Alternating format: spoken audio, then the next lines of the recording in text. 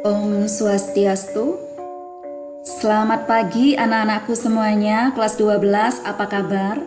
Semoga kalian semua selalu dalam keadaan sehat walafiat, tak kurang suatu apapun, dan selalu berada di bawah lindungan Sang Hyang Widiwasa ya.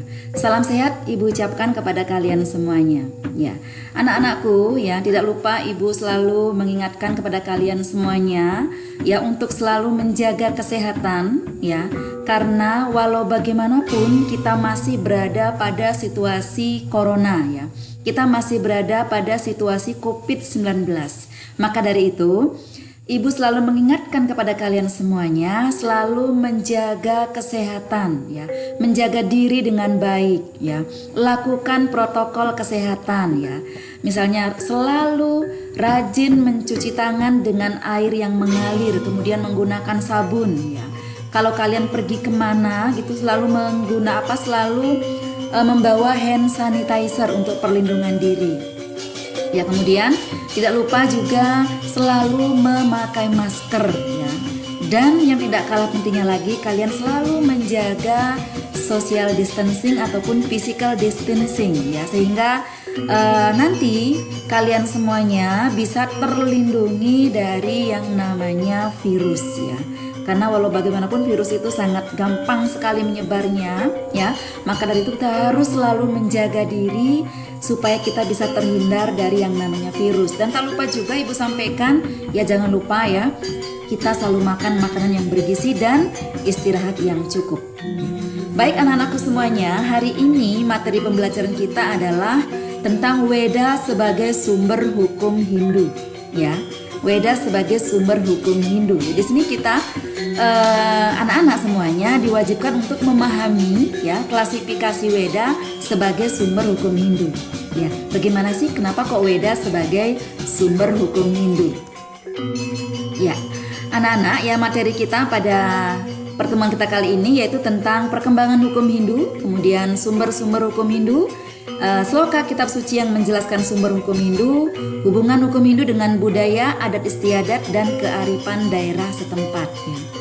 Nah, untuk pertemuan kita kali ini, maka tujuan pembelajarannya adalah yang pertama, siswa mampu menjelaskan tentang pengertian hukum Hindu, kemudian mampu menyebutkan penulis hukum Hindu, kemudian mampu menguraikan aliran dalam hukum Hindu, mampu membandingkan hukum negara dengan hukum Hindu.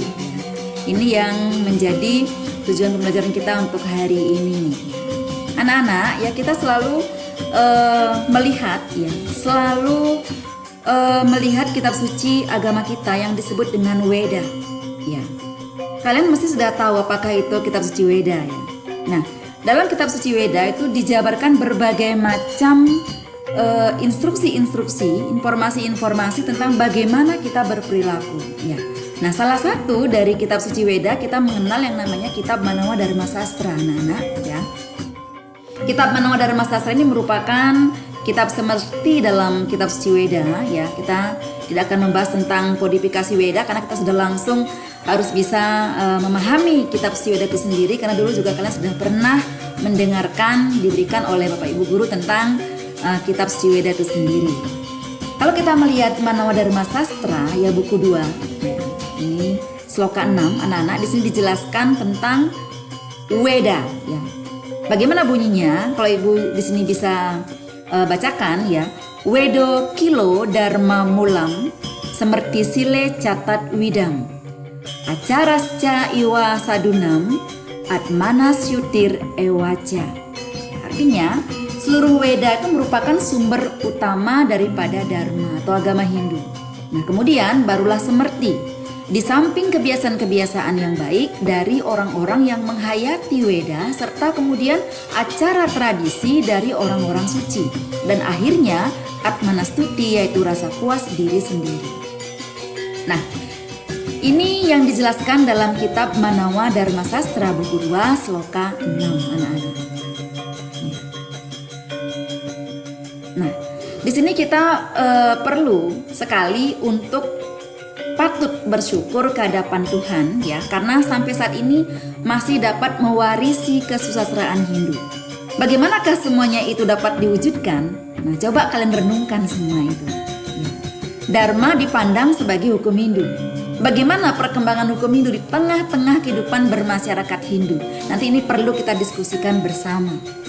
Ya, anak-anak. Ya, ini perlu kita nanti diskusikan bagaimana perkembangan hukum Hindu di tengah-tengah kehidupan bermasyarakat Hindu. Ya, ini. Perkembangan hukum Hindu. Kita lihat sekarang. Tentang perkembangan hukum Hindu, kita selalu berpatokan kepada yang namanya kitab suci.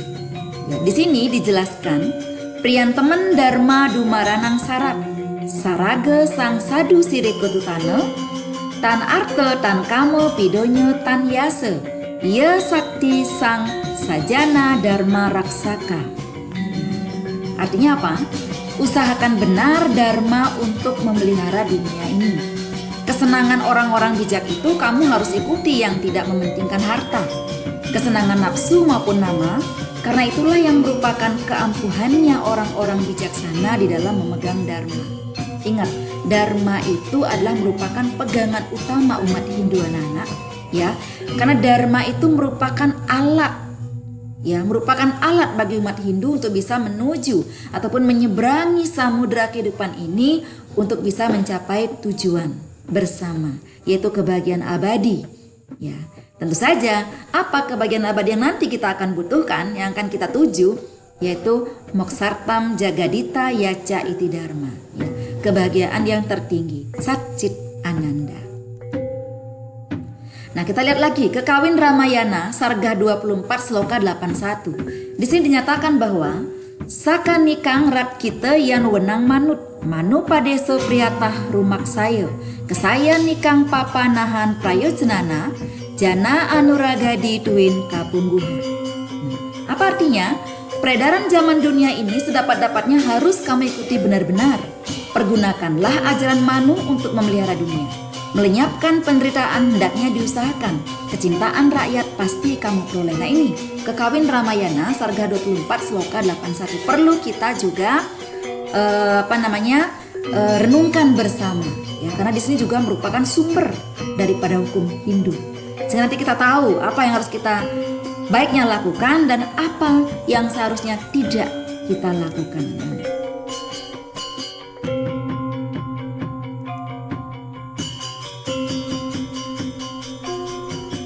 Ya, hukum Hindu. Apa sih hukum Hindu anak-anak? Ya, siapa yang tahu hukum Hindu ya? Jadi hukum Hindu kalau kita lihat di sini pengertiannya ya, sebuah tata aturan yang membahas aspek kehidupan manusia secara menyeluruh yang menyangkut tata keagamaan, mengatur hak dan kewajiban manusia baik sebagai individu maupun sebagai makhluk sosial dan aturan manusia sebagai warga negara. Ya, atau tata negara. Hukum Hindu juga dapat diartikan sebagai perundang-undangan yang merupakan bagian terpenting dari kehidupan beragama dan masyarakat. Ada kode etik yang harus dihayati dan diamalkan sehingga menjadi kebiasaan-kebiasaan yang hidup dalam masyarakat. Ini hukum Hindu ya. Jadi biar kalian paham ya. Siapa saja penulis hukum Hindu anak-anak? Ini ada beberapa maharesi yang menulis hukum Hindu. Ya, yang paling terkenal ini semuanya anak-anak ya. Siapakah mereka? Yang pertama ada Resi Gautama, kemudian Resi Baudayana, ada Resi Sankalikita, Resi Wisnu, Resi Apastamba, Resi Harita, dan Resi Wikana. Nah, ini maharesi yang menulis hukum Hindu. Nah, di dalam hukum Hindu itu ada beberapa aliran anak-anak ya. Ada beberapa aliran, apa saja? Ada aliran Yajnavalkya, ya, ini dikomandai oleh Resi Yajnavalkya. Ya, kemudian ada juga aliran Mitaksara, ya. Ini yang mengajarkan adalah Resi Wijnaneswara. Ada aliran Dayabaga yang mengajarkan adalah Resi Jimutawahana. Nah, ini aliran-aliran yang terdapat dalam hukum Hindu. Aliran yang mempengaruhi hukum Hindu di Indonesia. Nah, aliran yang manakah yang paling dominan mempengaruhi hukum Hindu di Indonesia? Kalau kita lihat ternyata yang paling dominan itu adalah Mitaksara dan Dayabaga. Nah, ini paling banyak anak-anak pengaruh terhadap hukum Hindu di Indonesia ya. Jadi aliran yang paling banyak mempengaruhi yaitu Mitaksara dan Dayabaga. Kita ketahui bersama hukum-hukum tata negara dan tata praja serta hukum pidana yang berlaku itu adalah sebagian besar merupakan hukum yang bersumber pada ajaran Manawa Dharma Sastra. Hal ini kemudian dikenal sebagai kebiasaan-kebiasaan atau hukum adat seperti yang berkembang di Indonesia dan khususnya dapat dilihat pada hukum adat di Bali. Jadi kalau kita berbicara tentang hukum adat anak-anak ya, hukum adat itu sebagian besar itu bersumber dari kitab Manawa Dharma Sastra. Sehingga hukum adat itu yang sampai sekarang yang ada di masyarakat itu merupakan suatu kebiasaan-kebiasaan yang dijadikan sebagai pedoman anak-anak. Ya, ternyata kebiasaan-kebiasaan itu juga bisa dikatakan sebagai sumber hukum dalam agama Hindu. Tentu saja kebiasaan-kebiasaan yang bagaimana anak-anak? Tentu saja kebiasaan-kebiasaan yang baik tentunya ya. Nah, kita lihat desa praja. Apa itu desa praja? Nah, desa praja itu adalah administrasi terkecil dan bersifat otonom. Nah, inilah yang diterapkan pada zaman Majapahit. Terbukti dengan adanya sesanti, sesana dengan prasasti-prasasti yang dapat ditemukan di berbagai daerah di seluruh Nusantara. Nah, ini desa praja ya. Jadi dia merupakan administrasi terkecil yang bersifat otonom. Dulu ada pada zaman Majapahit anak-anak. Nah, desa praja ini juga yang akhirnya mempengaruhi yang namanya adat istiadat di Indonesia, ya, terutama yang di Bali anak-anak. Ya, kita lihat ya, wilayah dari terkecil sampai terbesar. Ya. Ini yang pertama ada desa praja namanya ya. Kemudian di atasnya ada grama, kemudian pura, baru negara atau rastra. Jadi ada wilayah-wilayah dari terkecil sampai terbesar ya. Desa praja, grama, pura, negara ya. Kalau kita lihat sekarang itu ada RT, RW, kelurahan ya, kemudian ada kecamatan, kabupaten, provinsi dan sampai ke negara. Nah, ini kalau kita lihat bangunan-bangunan pada gambar desa praja ya. Zaman dahulu. Nah, ini kita lihat undang-undang murni. Nah, undang-undang yang dibuat oleh Ide Sang Hyang Widiwasa atau Tuhan Yang Maha Esa yang juga disebut Wahyu Tuhan. Ini namanya undang-undang murni, Wahyu Tuhan. Kalau kita lihat wahyu Tuhan itu siapa yang mewahyukan? Sang Hyang Widiwasa yang bergelar Dewa Sabda. Beliau mewahyukan kitab suci Weda kepada 7 maharesi ketika beliau dalam keadaan anubawa. Maka wahyu-wahyu itu dikumpulkan oleh Resi Wyasa menjadi kitab suci Weda, di mana kitab suci Weda itu sendiri merupakan sumber hukum tertinggi dalam masyarakat Hindu. Nah, kitab suci adalah semacam undang-undang yang pembuatnya adalah Tuhan Yang Maha Esa dan bukan dibuat oleh manusia, aparousia. Maka dari itu, aparousia itu menjadi salah satu sifat-sifat Weda. Ya, Weda itu tidak dibuat oleh manusia anak-anak, tapi dibuat oleh Sang Hyang Widi. Karena beliau yang menurunkan Weda itu, menurunkan wahyu kepada 7 maharesi yang kita kenal sebagai Saptaresi. Siapa saja? Ada Resi Gretsamada, ada Wiswamitra, ya ada Atri, ada Bharadwaja, ada Resi Kanwa, kemudian ada Resi Wasista ya. Nah, ini yang menerima wahyu, kemudian wahyu-wahyu yang terpencar-pencar ini disatukan atau dihimpun atau dikodifikasi oleh Resi Wyasa. Sehingga Resi Wyasa disebut sebagai Resi Penghipun. Kita bersyukur karena berkat jasa Resi Wyasa mengumpulkan kitab suci Weda atau wahyu-wahyu Weda yang terpencar-pencar menjadi kitab suci Weda, maka sampai sekarang kita bisa belajar kitab suci Weda, sampai sekarang kita bisa belajar ilmu pengetahuan yang sangat luas yang sumbernya dari kitab suci Weda. Nah, kita harus bangga dengan hal itu. Kita harus bangga dengan jasa daripada Resi Wyasa yang sudah mengkodifikasi Weda sedemikian rupa sehingga Weda itu kita jadikan sebagai undang-undang murni ya, sumber hukum tertinggi bagi agama Hindu. Hukum kita mengenal namanya hukum alam. Ini pasti ya anak. Hukum alam itu siapapun nggak ada yang bisa menentang.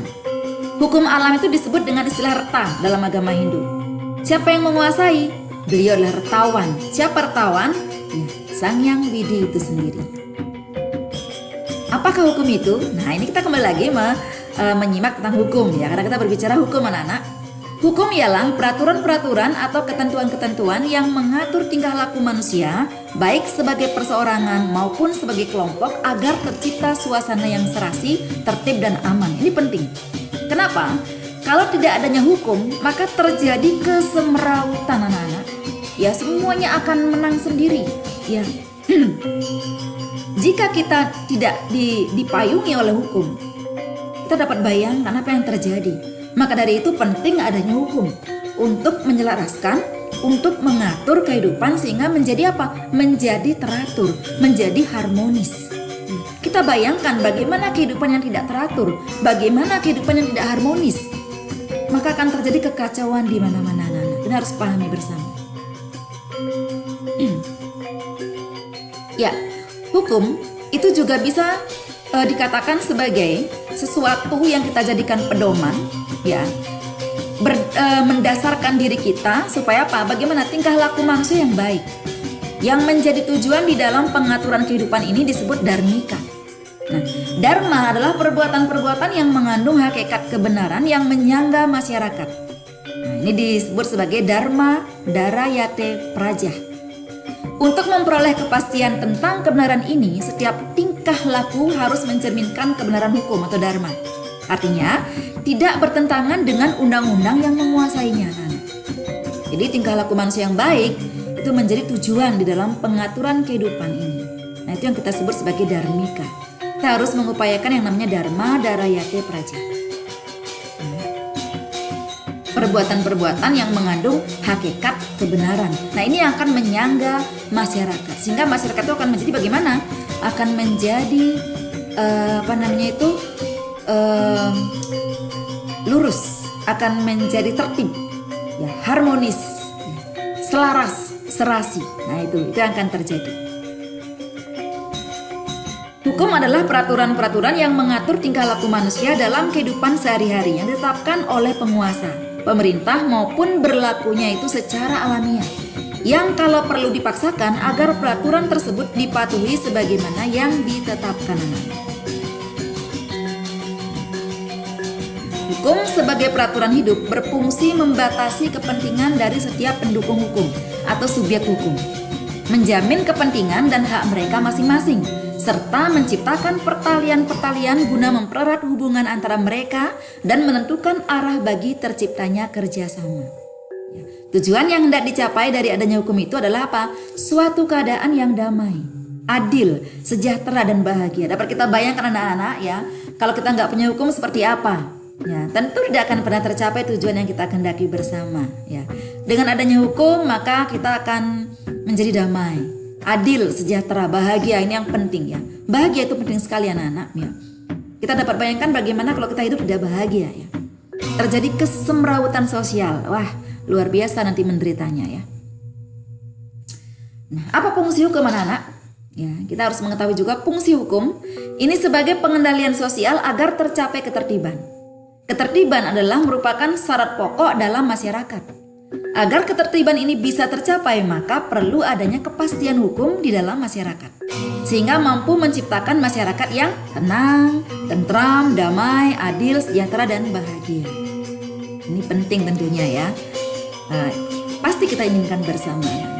Nah, dalam ilmu hukum dibedakan antara statutory law dengan common law atau natural law. Ini kita dapat lihat dalam pembelajaran dalam ilmu yang dalam ilmu pembelajaran di sekolah juga ada ya, dalam pelajaran PKN juga menyangkut masalah ini ya. Kita juga menyinggung sedikit anak-anak ya. Ya, statutory law atau hukum yang dibentuk dengan sengaja oleh penguasa. Common law atau natural law itu adalah hukum alam yang ada secara alamiah. Nah, kita berbicara tentang hukum ini, maka keberadaan hukum Hindu itu ada pada common law atau natural law, adalah hukum alam yang ada secara alamiah. Ya, ini. Karena kalau kita berbicara ilmu hukum itu ada dua, stated law dengan common law, dan natural law. Itu kita ketahui bersama ya. Nah, unsur-unsur yang terpenting dalam peraturan-peraturan hukum. Ada unsur-unsur yang bersifat mengatur atau normatif, ada unsur-unsur yang bersifat memaksa atau represif. Nah, ini unsur-unsur yang terpenting dalam peraturan hukum yang perlu kita ketahui bersama. Ada yang bersifat mengatur, ada yang bersifat memaksa. Nah, ini penting. Kenapa? Memaksa apakah penting juga? Ya perlu dipaksa juga. Karena kalau hukum nggak dipaksa juga, tidak akan jalan anak-anak. Ya, dua kekuasaan hukum. Ya, hukum yang bersumber pada perundang-undangan negara seperti Undang-Undang Dasar, ya, UUP, undang-undang dan peraturan-peraturan pelaksanaan lainnya. Nah, hukum yang bersumber pada kitab suci sesuai dengan menurut agamanya. Ya, mengapa hukum Hindu penting untuk dipelajari anak-anak? Ya, mengapa? Nah, ini hukum Hindu merupakan bagian dari hukum positif yang berlaku bagi masyarakat Hindu di Indonesia yang berdasarkan Pancasila dan Undang-Undang Dasar 45, khususnya pasal 29 ayat 1 dan 2, serta pasal 2 Aturan Peralihan Undang-Undang Dasar 1945. Nah, untuk memahami bahwa berlakunya hukum Hindu di Indonesia dibatasi oleh falsafah negara, Pancasila, dan ketentuan-ketentuan dalam Undang-Undang Dasar 1945. Untuk dapat mengetahui persamaan dan perbedaan antara hukum adat, terutama di Bali, dengan hukum agama Hindu atau hukum Hindu. Kemudian, untuk dapat membedakan antara adat murni dengan adat yang bersumber pada ajaran-ajaran agama Hindu. Ini kita lihat rontal di Indonesia. Kalau kita lihat rontal, ya rontal itu kan banyak sekali, ada di Jawa, ada di Bali, dan ada di Kalimantan dan lain sebagainya ya. Ini kalau di Indonesia kita lihat anak-anak berupa usana. Nah, ini dulu diciptakan oleh Gajah Mada. Ya, Gajah Mada itu sebagai patih daripada Kerajaan Majapahit pada zaman itu, beliau menciptakan kitab yang bernama Kutara Manawan. Ya, ada juga Sarasa Muscaya, Agama, Adigama, Purwadigama, Kertapati, Kertasima. Nah, ini semua merupakan bentuk rontal yang dijadikan sebagai hukum adat pada saat itu. Nah, rontal-rontal tentang sasana anak-anak, ya ini ada bermacam-macam. Ada Raja Sasana, Siwa Sasana, Putra Sasana, ya. Ada Resi Sasana dan yang lainnya. Nah, ini juga termasuk sumber hukum Hindu pada saat itu ya. Nah, itu yang perlu Ibu sampaikan untuk hari ini anak-anak, sehingga nanti kalian bisa memahami tentang sumber hukum Hindu itu sendiri. Ya. Kemudian setelah itu kalian bisa menjawab pertanyaan yang Ibu sampaikan ini. Ya, bisa ditulis nanti di buku ya, dikerjakan dalam tugas anak-anak ya, dikerjakan. Ini termasuk tugas yang Ibu sampaikan untuk hari ini. Tugas ini kalian kerjakan di rumah, nanti kalian kumpul pada pertemuan yang akan datang. Jadi Ibu berikan waktu selama 1 minggu untuk mengerjakan tugas ini.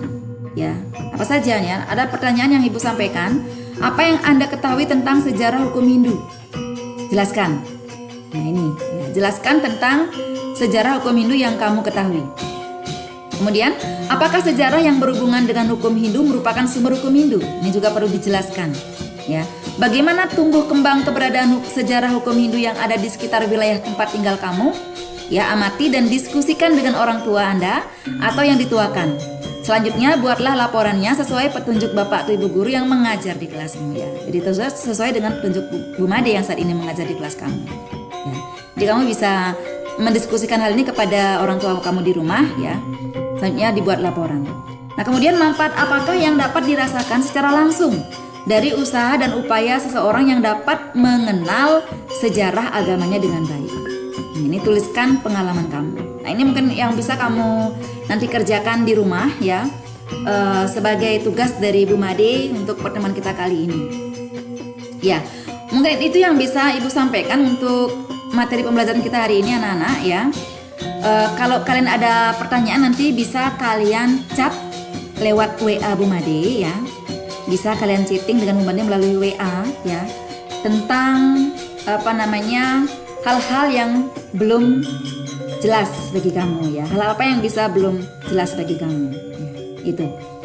Nanti akan Ibu lanjutkan kepada materi selanjutnya ya, tentang masih berbicara tentang hukum Hindu. Ini perlu Ibu bahas sedikit ya. Kalau kita berbicara sumber hukum Hindu, itu kita pasti berpatokan kepada kitab Suci Weda. Ya, nanti ini sebenarnya sudah kalian pahami bersama tentang kitab Suci Weda itu ya. Weda itu merupakan sumber hukum Hindu tertinggi ya. Dia dibagi menjadi Sruti dan Smriti. Nah, ini bagian-bagian dari Weda secara garis besar ya. Nanti akan kita bahas selanjutnya ya. Itu mungkin yang bisa Ibu sampaikan untuk pertemuan kita kali ini ya.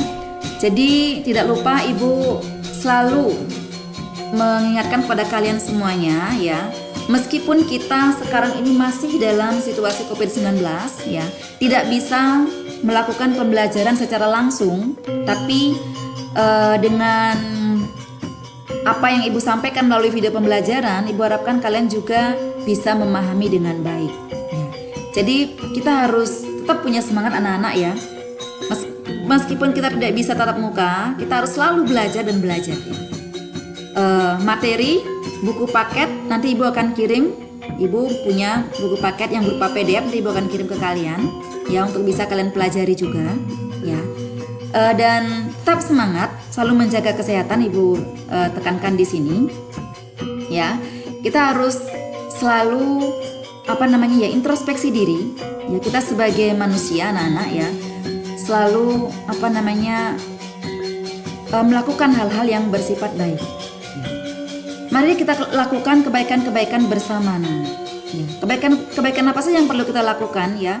Agama Hindu ya, yang diinformasikan melalui kitab Suci Weda ya, kita selalu melakukan sesuatu yang baik dalam kehidupan kita ya, baik kehidupan kita sebagai manusia maupun sebagai makhluk ciptaan Tuhan ya.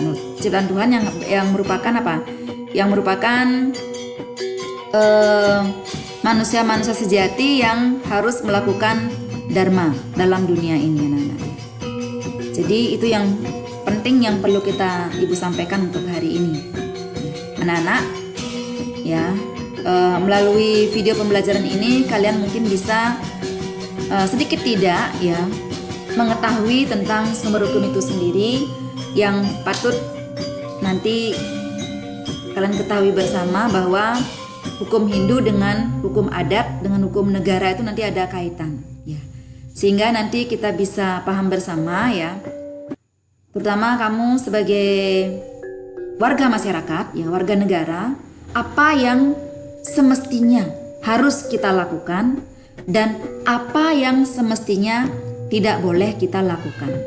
Nah, ini perlu kita ketahui bersama Nana ya, sehingga nanti dalam pergaulan kita di masyarakat ya, kita bisa melakukan proses pergaulan itu dengan baik ya. Tentu saja kita sudah memiliki pegangan yang pokok tentang bagaimana kita berperilaku di masyarakat. Ada hukum-hukum yang patut kita pahami bersama ya. Itu mungkin yang Ibu sampaikan untuk pertemuan kita kali ini ya. Selanjutnya kalau ada pertanyaan nanti kita bisa chat lewat WA ya, atau mungkin bisa chat lewat lewat WA yang paling dekat kita lewat WA ya Nana ya. Ya, itu yang Ibu sampaikan untuk hari ini. Kurang lebihnya Ibu mohon maaf apabila ada kekurangan. Ibu akhiri dengan Parama Santi. Om Santi Santi Santi Om. Salam sehat. Dhritarashtra vache dharma kshetre kurukshetre samavitayuyotsava mamaka pandavasciva kim kurvata sanjaya.